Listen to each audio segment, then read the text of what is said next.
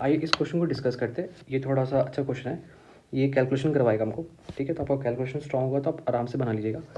बोलता है कि in electron in a hydrogen atom revolves around its nucleus with a speed of 6.76 into 10⁶ metre per second in an orbit of radius 0.52 ampere. The magnetic field produced at the nucleus of the hydrogen atom is, ठीक है। तो एक electron है, ठीक है, क्या है, मान लो कि ये न्यूक्लियस है, इसके अराउंड एक इलेक्ट्रॉन ऐसे घूम रहा है। तो जब घूम रहा है और किसी वेलोसिटी के साथ घूम रहा है तो मैग्नेटिक फील्ड सेंटर पे जो बनेगा न्यूक्लियस पे, उसकी वैल्यू क्या हो गई। तो यार आपको ये पता होना चाहिए कि मैग्नेटिक फील्ड जो प्रोड्यूस होता है एक चार्ज के कारण, एक मूविंग चार्ज के कारण, वो होता है μ0/4π QV sin θ/r², ठीक है। तब देखो बना के दिखा देता हूँ। ये हो गया मान लो उसका ऑर्बिट, ये हो गया अपना न्यूक्लियस। इस पॉइंट पे पी पे पूछ रहा है, इसको मैं बोल रहा हूँ न्यूक्लियस। इलेक्ट्रॉन है, रिवॉल्व कर रहा है किसी वेलोसिटी के साथ, ठीक है। वेलोसिटी की जो वैल्यू गिवन है, अच्छा रेडियस की भी वैल्यू गिवन है। यहाँ से यहाँ जो रेडियस है उसका जो वैल्यू है वो है 0.52 एम्पियर, सॉरी एंगस्ट्रॉम। वेलोसिटी है 6.76 इंटू 10⁶ मीटर पर सेकेंड। बस तो सोच लो कि कितना स्पीड से दौड़ रहा होगा, 10⁶ है, तभी तो मैग्नेटिक फील्ड बनेगा ना। तो मैंने अपने को बता दिया कि magnetic field due to a revolving charge का जो फॉर्मूला होता है वो होता है μ0/4π QV sin θ/r²। Sine theta यहाँ पे क्या हो जाएगा, देखो एंगल जो बन रहा होगा वो क्या होगा। अगर इसको एक और फॉर्म में लिखे तो हम इसको लिख सकते हैं QV×r/r³, ठीक है। और यहाँ हो जाएगा μ/4π। तो V और R के बीच में डायरेक्शन जो बन रहा है वो क्या बन रहा है, देखो मतलब एंगल क्या बन रहा है। वेलोसिटी अगर हम ऐसे मानते हैं तो वेलोसिटी इधर है और आर वेक्टर इधर है, तो दोनों के बीच का जो एंगल बन गया वो 90 डिग्री, मतलब कि थीटा की जो वैल्यू आ जाएगी वो हो जाएगी 90 डिग्री। तो अब हम क्या करेंगे, सिंपली वैल्यू निकालते हैं।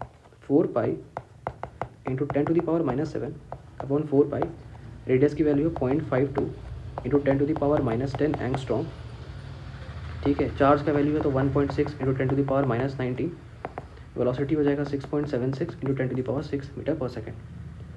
तो भैया ये पूरा कैलकुलेशन ही करवाना चाहता है आपसे बेझिझक। तो हम भी चतुर हैं, 4π से 4π कट गया, जो हम कर सकते हैं बेशक वो करेंगे।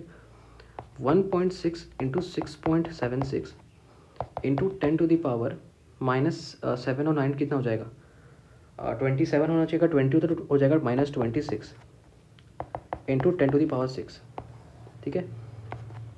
इसको रखो 52 10⁻⁻12/2। तो 1.6 इंटू 6.76 इंटू 10⁻⁻20 अपॉन 52 का स्क्वायर 10⁻⁻24 काटा 10⁻4 ऊपर आ गया। मैं तो चलो कि कम से कम हम लोग 10 पावर की टर्म को ले आए।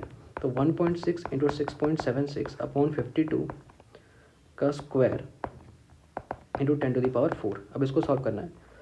तो 1.6 को अगर हम 6.7 से मल्टीप्लाई करते हैं तो 7 6 42, 11, 6 6 36, 6 तो 9, ठीक है। हाँ 1.6 था, ठीक है। 2 7 10, तो 10.72 इंटू 10⁻4 अपॉन 52 का स्क्वायर। 52 को भैया सॉल्व कर लेते हैं, बेहतर रहेगा। 2 2 4, 2 5 10, 2 5 10, 2 2 4, 2 10, 2 10, 2 25, 26, 0। जल्दी जल्दी में गलती नहीं करना चाहता हूँ मैं। 2 5 10, 2 25, ठीक है। 7 2 7 मतलब 2700 आएगा। तो यहाँ आ गया 2700। एक काम करते हैं, यहाँ से 2 0 हटा दो तो अपने पास आ गया 1072/27। अब फटाक से इसको सॉल्व करो भैया।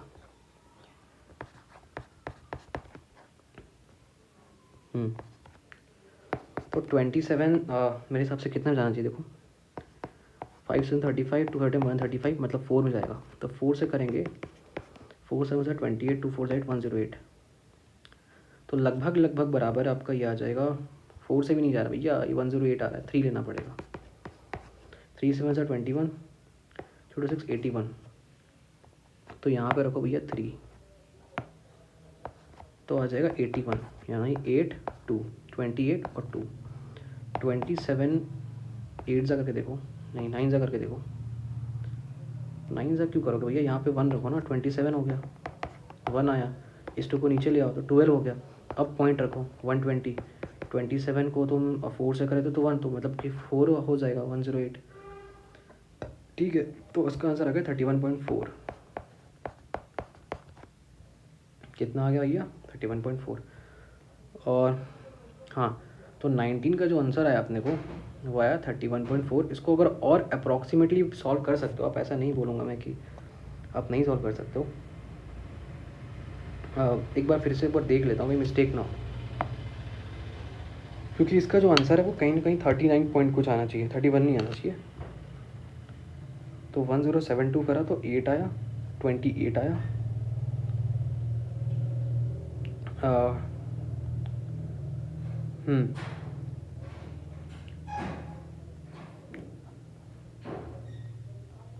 0.52, 1.67 था, 1.6 ही रखा, 6.7 रखा।